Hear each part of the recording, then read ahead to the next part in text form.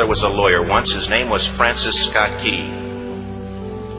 He penned a song that I'm sure you're aware of. You've seen it. It's in most hymnals throughout our churches. It's called the national anthem. It is our song as an American. We go, however, to a ball game. We stand in our church services and we sing the words of that song, and they float over our minds and our lips, and we don't even realize what we're singing. Most of us have memorized it as a child, but we've never really thought about what it means. Let me tell you a story. Francis Scott Key was a lawyer in Baltimore. The colonies were engaged in vicious conflict with the mother country, Britain. Because of this conflict and the protractedness of it, they had accumulated prisoners on both sides. The American colonies had prisoners and the British had prisoners. And the American government initiated a move. They went to the British and they said, let us negotiate for the release of these prisoners. They said, we want to send a man out to discuss this with you. They were holding the American prisoners in boats about 1,000 yards offshore. And they said, we want to send a man by the name of Francis Scott Key. He will come out and negotiate to see if we can make a mutual exchange. On the appointed day, in a rowboat, he went out to this boat and he negotiated with the British officials. And they reached a conclusion that men could be exchanged on a one-for-one basis. Francis Scott Key, jubilant with the fact that he'd been successful, went down below in the boats, and what he found was a cargo hold full of humanity, men. And he said, men, I've got news for you tonight. You're free. He said, tonight I have negotiated successfully your return to the colonies. He said, you'll be taken out of this boat, out of this filth, out of your chains. As he went back up on board to arrange for their passage to the shore, the admiral came and he said, we have a slight problem. He said, we will still honor our commitment to release these men, but it'll be merely academic after tonight. It won't matter. And Francis Scott Key said, what do you mean? He said, well, Mr. Key, he said, tonight we have laid an ultimatum upon the colonies. Your people will either capitulate and lay down the colors of that flag that you think so much of, or you see that fort right over there, Fort Henry? He said, we're going to remove it from the face of the earth. He said, how are you going to do that? He said, if you will, scan the horizon of the sea. And as he looked, he could see hundreds of little dots. And he said, that's the entire British war fleet. He said, all of the gunpowder, all of the armament is being called upon to demolish that fort. It will be here within striking distance in a matter of about 2.5 hours. He said, the war is over. These men would be free anyway. He said, you can't shell that fort. He said, that's a large fort. He said, it's full of women and children. He says, it's predominantly not a military fort. He said, don't worry about it. They said, we've left them a way out. And he said, what's that? He said, do you see that flag way up on the rampart? He said, we have told them that if they will lower that flag, the shelling will stop immediately. And we'll know that they've surrendered, and you'll now be under British rule. Francis Scott Key went down below and told the men what was about to happen. And they said, how many ships? He said, hundreds.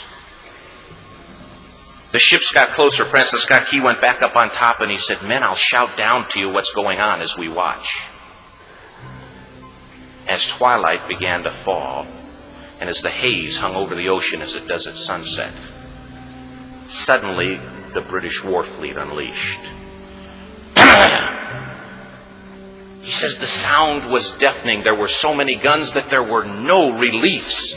He said it was absolutely impossible to talk or hear. He said suddenly the sky, although dark, was suddenly lit. And he says from down below, all he could hear the men, the prisoners, saying was, tell us where the flag is. What have they done with the flag? Is the flag still flying over the rampart? Tell us. 1 hour, 2 hours, 3 hours into the shelling, every time the bomb would explode and it would be close to the flag, they could see the flag in the illuminated red glare of that bomb. And Francis Scott Key would report down to the men below, it's still up. It's not down. The admiral came and he said, "Your people are insane." He said, "What's the matter with them?" He said, "Don't they understand this is an impossible situation?"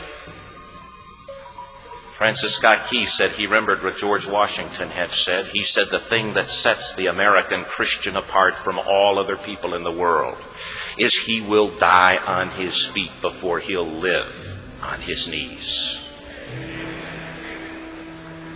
The admiral said, "We have now instructed all of the guns to focus on the rampart to take that flag down." He said, "We don't understand something. Our reconnaissance tells us that that flag has been hit directly again and again and again, and yet it's still flying. We don't understand that." But he said, "Now we're about to bring every gun for the next 3 hours to bear on that point." Francis Scott Key said the barrage was unmerciful. All that he could hear was the men down below praying. The prayer, "God, keep that flag flying where we last saw it."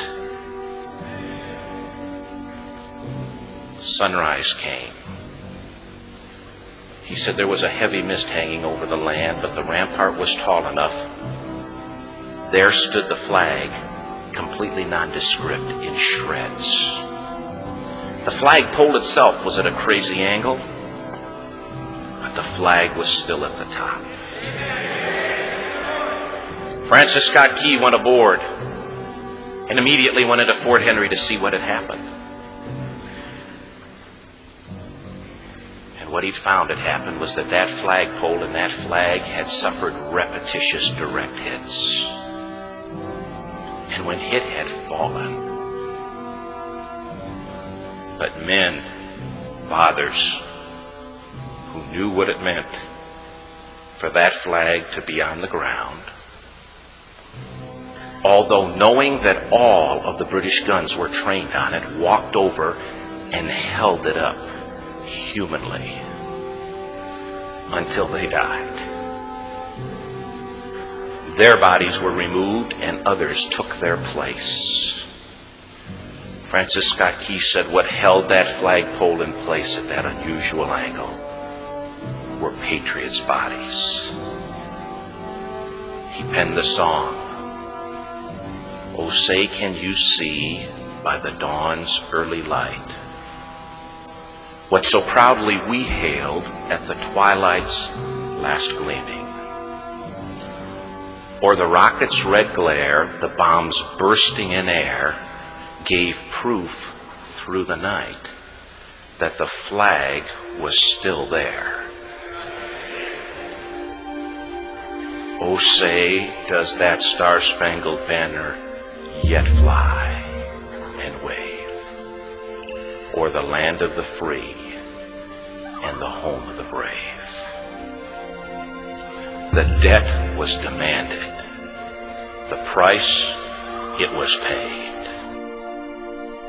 Oh, say, can you see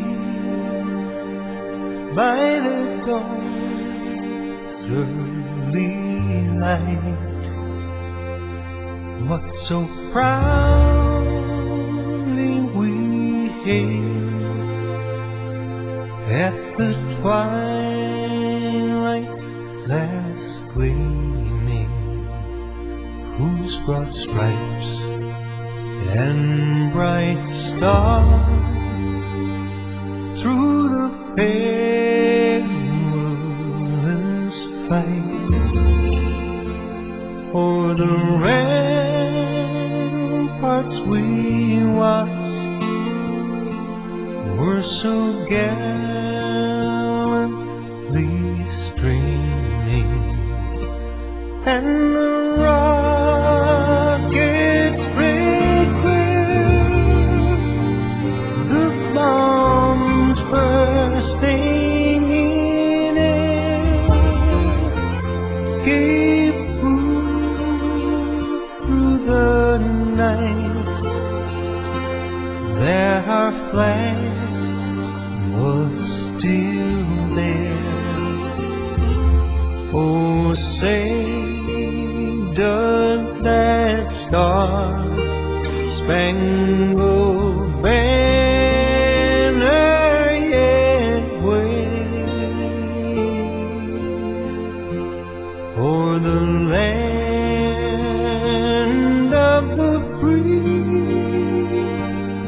and the home of the brave?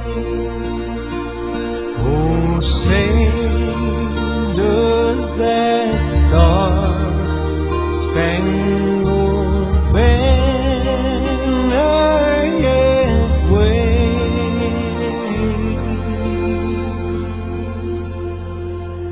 o'er the land of the free and the home of the